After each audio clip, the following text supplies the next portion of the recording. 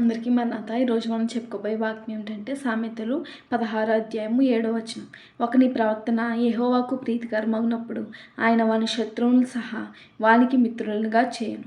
ఇక్కడ ఏం కనబడుతుందంటే ప్రవర్తన కనబడుతుంది. ఒకని ప్రవర్తన యెహోవాకు ప్రీతికరమగినప్పుడు ఆయన వాని శత్రువులను సహా వానికి మిత్రులుగా చేయను అనే వాక్యం కనబడుతుంది. కాబట్టి మనందరం కూడా మంచి ప్రవర్తన కలిగి ఉండాలి. ఆయన మంచి ప్రవర్తన కలిగి ఉంటే మనకి ఏం లభిస్తుందంట?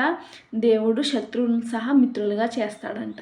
మంచి ప్రవర్తన రావాలంటే ఆయన యందు భయభక్తులు కలిగి ఉండాలి. ఆయన ఆజ్ఞలు పాటించాలి. నిరంతరం ఆయన గ్రంథాన్ని చదువుతూ ఉండాలి. మనం ఎప్పుడైతే ఆయన యందు భయభక్తులు కలిగి ఉంటామో అప్పుడు మనకి మంచి ప్రవర్తన అనేది అబ్బుతుంది. ఆయన ఆజ్ఞలు పాటించడం వలన కూడా మనకి మంచి ప్రవర్తన అనేది అబ్బుతుంది. అలా మంచి ప్రవర్తన కలిగి ఉన్నప్పుడు దేవుడు ఏం చేస్తాడంట? మన శత్రువులను కూడా మనకి మిత్రులుగా చేస్తాడంట. కాబట్టి మనం అందరము కూడా మంచి ప్రవర్తన కలిగి ఆయన యందు భయభక్తులు కలిగి ఉన్నప్పుడు మన శత్రువులు సహా మనకి మిత్రులుగా మారుతారు. ఈ కొద్ది వాక్యం దేవుడు దీవించును గాక. మీకు ఈ వాక్యం నచ్చినట్లయితే సబ్స్క్రైబ్ చేయండి, ఫాలో చేయండి, ఇతరులకు షేర్ చేయండి. మీ అందరికీ మరణాత.